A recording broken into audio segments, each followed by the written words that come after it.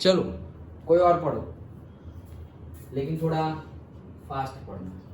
हाँ, सब कुछ हमने डिस्कस कर ही लिया है। अब हम क्या देख रहे हैं, conditions for the combination of atomic orbital. मतलब वही चीज बताएंगे क्या कि भाई s और s मिल रही है तो सिग्मा सिग्मा स्टार बनेगी, x और x मिल रही है और y और 2 मतलब px px मिल रही है और py py मिल रही है तो पाई पाई स्टार बनेगी, और से pz pz मिल रही है तो सिग्मा सिग्मा स्टार बनेगी। वही चीज यहाँ पर बताने वाले हैं जो हमने ऑलरेडी डिस्कस कर लिया है, फिर भी एक बार बुक में से फटाफट पढ़ लेते हैं। अच्छा चलो चलो, कौन पढ़ेगा? ईशा पढ़ो चलो। The linear combination of atomic orbitals to form molecular orbitals takes place only if following conditions are satisfied. First, the combining atomic orbitals must have the same or nearly the same energy. हाँ, मतलब same energy होगी और nearly same energy होगी तभी वो molecular orbital बनेगी। Obvious है, तभी बनेगी ना। जैसे ये 1s तो 1s तो सेम ही एनर्जी होगी तभी बनेगी। 1s का मॉलिक्यूलर ऑर्बिटल मतलब 1s एटॉमिक ऑर्बिटल और 2s एटॉमिक ऑर्बिटल दोनों ऐसी है, लेकिन फिर भी बनेगी नहीं, क्यों? अलग अलग लेवल पर है। ओके, तो सेम एनर्जी लेवल पे होनी चाहिए। हाँ वैसे बन ही नहीं सकती। बन ही नहीं सकती। देखो अंदर वही बोला है, 1s और 2s की कंपैरिजन की गई है। क्यों नहीं बन सकते? Energy level. जैसे हाइब्रिडाइजेशन में हमने बोला, कैसे बोला कि हाइब्रिडाइजेशन इंटरमिक्सिंग कब होगा? जब उनके बीच में एनर्जी लेवल ना हो या बहुत कम हो, तभी होगा। ओके, तो वैसे भी यहीं भी वही कंडीशन है, एनर्जी लेवल नहीं होना चाहिए, एनर्जी लेवल में डिफरेंस नहीं होना चाहिए, और अगर हो तो नेग्लिजिबल होना चाहिए। ओके चलो। This means that 1s orbital can combine with another 1s orbital but not with 2s orbital because the energy of 2s orbital is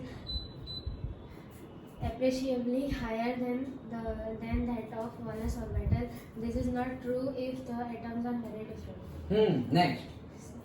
The combining atomic orbitals must have the same symmetry about the molecular axis. हाँ, तो ये भी कल हमने discuss कर लिया था कि सिमेट्री भी सेम होनी चाहिए। जैसे कि कल हमने डिस्कस किया था क्या, अगर मेरे पास PZ है, ओके, तो ये मेरी सपोज PZ ऐसी है और वहां पे मिक्स होने कौन आ रहा है? दूसरी PZ। ओके, ये PZ है और ये भी PZ है, लेकिन ये PZ वर्टिकल एक्सिस है और कोई दूसरी PZ ऐसी है और ये दोनों मिक्सिंग होने आ रही है, तो मॉलिक्यूलर ऑर्बिटल बनेगी नहीं। भाई एनर्जी लेवल तो दोनों का सेम ही है, PZ हाँ सेम है, लेकिन सिमेट्री सेम नहीं है। सिमेट्री सेम नहीं है, दैट्स व्हाई मॉलिक्यूलर ऑर्बिटल नहीं बनेगी। तो एनर्जी के साथ साथ सिमेट्री भी होनी चाहिए। कल पढ़ा था ना ये टॉपिक? ओके, टॉपिक में था। हाँ चलो आगे पढ़ो। By convention, x-axis is taken as the Z-axis.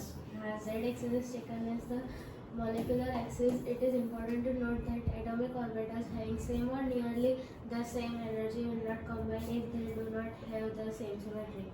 For example, 2pz orbital of one atom can combine with 2pz orbital of the another atom, but not with the 2px or 2py orbitals because of their different different symmetries. Symmetries. Yes, मतलब उनकी तो जैसे ये तो मैंने same energy भी बोल दिया, लेकिन अगर मैं x बोलूं तो x की तो सिमेट्री अलग ही होगी। अगर मैं ये x ले रहा हूँ, ये y ले रहा हूँ और ये z ले रहा हूँ, तो यहाँ पर होगी मेरी px, यहाँ पर होगी py और यहाँ पर होगी pz। तो मैं इन दोनों को इकट्ठा करूँ, इन दोनों को करूँ, इन दोनों को करूँ, किसकी भी सिमेट्री सेम है नहीं, मॉलिक्यूलर ऑर्बिटल बनने वाली नहीं है। लेकिन मैंने तो ये दोनों सेम लेकर भी बताया क्या, PZ और PZ energy level same. Okay, लेकिन जरूरी नहीं है कि सबकी PZ, मतलब कोई ऐसा बोले कि भाई PZ जो है वो किसी का परपेंडिकुलर टू द प्लेन होगा और कोई प्लेन के अंदर ले रहा होगा। मतलब इन शॉर्ट हमें बोलना क्या है, सिमेट्री सेम होनी चाहिए। Okay done. हाँ चलो। The combined atomic orbitals must overlap to the maximum extent. हाँ, तो ये कंडीशन देखो, 3 कंडीशन। ओके, सो ये तीसरी कंडीशन क्या, मैक्सिमम ओवरलैपिंग हो जाना चाहिए, मतलब जितना हो सके उतना अंदर घुस जाओ। ओके, मतलब ये जो 1s अंदर घुसे, या फिर से 2pz अंदर जाएगा, या 2px और 2py जो भी बॉन्ड बने, सिग्मा और सिग्मा स्टार, पाई और पाई स्टार, जो भी मॉलिक्यूलर ऑर्बिटल बने, लेकिन ओवरलैपिंग क्या होना चाहिए, मैक्सिमम होना चाहिए, मतलब ज्यादा से ज्यादा हो जाना चाहिए। ओके चलो पढ़ो। Greater the extent of overlap, the greater will be the electron density between the nuclei of the molecular orbital, yes okay. So ये पूछा जाता है 3 मार्क्स में, 3 मार्क्स में पूछा जाता है क्या, condition for the linear combination of atomic orbital, और से condition for the formation of molecular orbital combination same ही है, यस सेम ही है। वहां पर बोला कि ये बनेगा कब बनेगा, लेकिन यहाँ पर पर्टिकुलरली कंडीशन भी बताई। वहां पे हमने क्या बोला था, फीचर्स, ऐसे फीचर।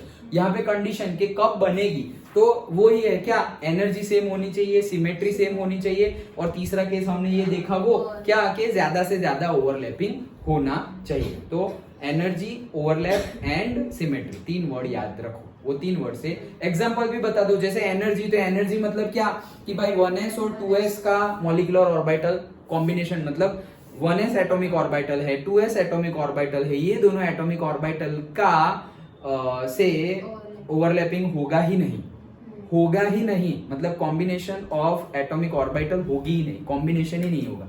ओके दूसरा हमने बोला सिमेट्री, तो सिमेट्री के लिए जो बुक में एग्जांपल है वैसे ही बता दो क्या, कि 2pz एंड 2pz के बीच में ओवरलैपिंग हो सकता है, लेकिन अगर 2pz और 2px या 2py ले लिया तो उनकी तो सिमेट्री ही अलग अलग है, तो ओवरलैपिंग हो सकता नहीं है, मतलब ओवरलैपिंग नहीं हो सकता, मतलब मॉलिक्यूलर ऑर्बिटल बनेगी नहीं।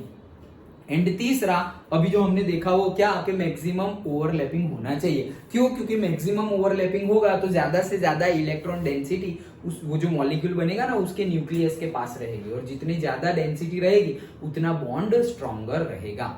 ओके और दूर रहेगा तो न्यूक्लियस से इलेक्ट्रॉन दूर है, ओके तो बॉन्ड फिर तोड़ना इजी हो जाएगा। डन। ओके तो इलेक्ट्रॉन डेंसिटी ज्यादा रहेगी कब, जब ज्यादा ओवरलैपिंग होगी। समझ में आ गया। कंडीशन 3 मार्क में पूछी जा सकती है, तो यही थी हमारी छोटी छोटी 3 कंडीशन। अंडरस्टूड, सिंपल था। ओके चलो तो कहाँ गया, अभी कुछ था ना, ये रहा टाइप्स ऑफ मॉलिक्यूल। तो ये नीचे अभी क्या आ गया, अच्छा एनर्जी लेवल डायग्राम जो हमने अभी बनाए वो। अच्छा चलो तो एक छोटा सा टॉपिक देख लो, फिर हमें जो करना है वो करते हैं।